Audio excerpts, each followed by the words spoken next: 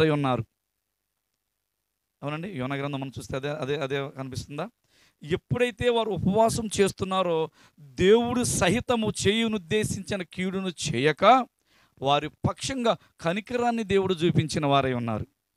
హల్లెలూయా. దీన్ని బట్టి మనం మొదటగా జ్ఞాపకం చేసుకోవాల్సిన విషయం ఏంటయ్యా అంటే, దేవుని యొక్క కనికరము నీకు నాకు మనకి కావాలి అని అనుకుంటే కనుక నువ్వు ఖచ్చితంగా దేవునితో సహవాసము చేసేవాడివి దానివై ఉండాలి. అనగా ఉపవాస దినమును నువ్వు ప్రతిష్ఠించుకొని ఈ రీతిగా దేవుని సన్నిధిలో కూర్చొని దేవుని యొక్క మాటలను విన్న వాక్యం చొప్పున నువ్వు నడుచుకొని దేవునితో కనుక నువ్వు సహవాసం చేసినట్లయితే ఖచ్చితంగా దేవుడు మన పట్ల హృదయ వాంఛను తీర్చే ఉద్దేశ్యములు కలిగిన వాడై ఉంటాడు. హల్లెలూయా. అంత మాత్రమే కాదు, ఎస్తేరు గ్రంథం మనం చూసినట్లయితే మరి హామాను యొక్క ఏమండి అణిగింది హామాను గర్వం అని మనం ఒక పాట కూడా వింటాం, అవునా? మరి యూదులందరినీ కూడా నాశనం చేయాలనుకున్నాడు, చంపివేయాలనుకున్నాడు, నరుని యొక్క చిత్తం అక్కడ జరగాలనుకున్నాడు. కానీ అక్కడ చేసిన ప్రార్థనను బట్టి, అక్కడ చేసిన దేవుని యొక్క విజ్ఞాపనలను బట్టి, తాను ఉన్నటువంటి ఎస్తేరు ఉన్నటువంటి మరి ఆ యొక్క ఉపవాసమును బట్టి దేవుడు ఏం చేశాడంటే దేవుని యొక్క చిత్తాన్ని జరిగించాడు. హల్లెలూయా. ఈ రోజున మన పట్ల దేవుని యొక్క చిత్తం జరగాలి అంటే, మనం సంతోషంగా ఉండాలి అంటే, మన హృదయవాంఛ తీర్చబడాలి అంటే, దేవుని యొక్క నామానికి మహిమకరంగా మనం ఉన్నతమైన స్థితిలో వెళ్ళాలి అంటే, దేవుని యొక్క చిత్తం మన పట్ల జరుగులాగా మనం కన్నీరు కార్చే వారమై ఉండాలి. దేవుని సన్నిధిలో ప్రార్థించే వారమై ఉండాలి. ఆయన యొక్క నామానికి మహిమకరంగా ప్రియ దేవుని వారలారా ఆయన్ని వేడుకునే వారమై ఉండాలి. హల్లెలూయా, హల్లెలూయా. కాబట్టి ప్రియ దేవుని ఈ యొక్క వాక్యాన్ని క్లుప్తంగా వింటున్న మీరు చేయవలసిందల్లా ఏంటంటే దేవునికి ఇష్టమైన ఉపవాసాన్ని కలిగి చేసేవారమై ఉండాలి. హల్లెలూయా. కావలిన యేసయ్య బహుమానము చేయాలి విలువైన ఉపవాసము. కావలిన యేసయ్య బహుమానము చేయాలి విలువైన ఉపవాసము. సిద్ధమౌ శ్రీ యేసుని ప్రియ సంగమా చిగురించాలి అంజూరపు చెట్టు కొమ్మలా.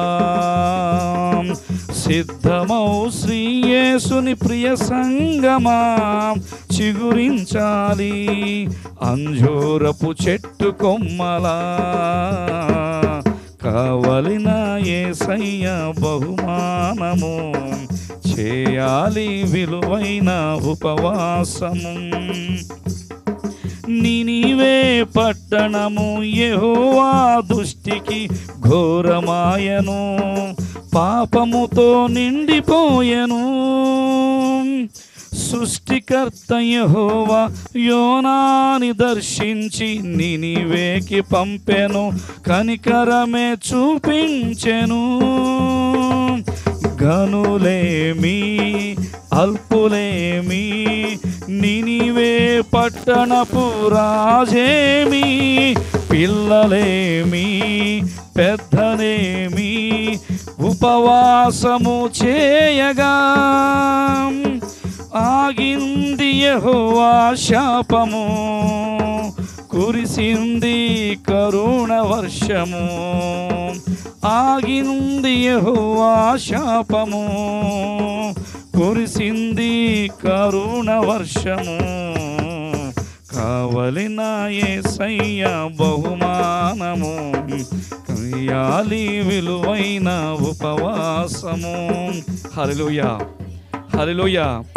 కాబట్టి ప్రియ దేవుని వారలారా, మనం విలువైన ఉపవాసము దేవునిలో గనుక చేయగలిగితే దేవుడు ఖచ్చితంగా మన పట్ల కనికరం చూపించేవాడై ఉన్నాడు. ఆయన మహాకృపలో మనతో మాట్లాడేవాడై ఉన్నారు. అంత మాత్రమే మన హృదయవాంఛ ఏదైతే ఉందో దాన్ని దేవాది దేవుడు తీర్చేవారై ఉన్నారు. అట్టి కృపను దేవాది దేవుడు కూడి ఉన్న వారందరి మీదను సంఘం మీదను అనుగ్రహింపచేసి ఆయన యొక్క నామానికి మహిమ తెచ్చుకొనుగాక. ఆమేన్. చిన్న ప్రార్థన చేసుకుని దైవ సేవకులకు సమయం అప్పగిద్దాం. సకలాశీర్వాదాలకు కారణభూతుడైన దేవా, కృపా కనికరం కలిగిన యేసయ్య మీకు వందనాలు చెల్లిస్తున్నాం నాయన. గనుడ గొప్పవాడ సజీవుడా సర్వశక్తిమంతుడా, మీ నామానికి మహిమకరంగా జరుగుతున్న ఈ 7 వారముల ఉపవాస క్రమములను మీరు జ్ఞాపకం చేసుకున్న విధానానికే మీకు స్తోత్రాలు తండ్రి. అయ్యా, 5వ మరి ఉపవాస క్రమములో మేమున్నాం. సంఘముతో మీరు మాట్లాడుతున్నందుకు మీకు స్తోత్రాలు. వారికి హృదయ వాంఛను స్థిరపరుస్తున్నందుకు మీకు స్తోత్రాలు. వారి యొక్క ఆలోచనలు ప్రభువా స్థిరపరిచి మీరు బలపరిచి జరిగించబోతున్నందుకు మీకు వందనాలు డాడీ, మీకు స్తోత్రాలు తండ్రి. మీరే మీ నామానికి మహిమకరంగా కూడిన బిడ్డలను సంఘాన్ని దీవించి ఆశీర్వించి వారి యొక్క హృదయవాంఛలు ఫలింపచేసి మహిమ పొందమని, మీ నామానికి మహిమ తెచ్చుకోమని మా ప్రభువును ప్రేక్షకుడు యేసుక్రీస్తు వారి నామమున అడుగుచున్నాము తండ్రి, ఆమేన్. ప్రభు పేరట అందరికీ వందనాలండి. అదే రీతిగా ఈ సమయంలో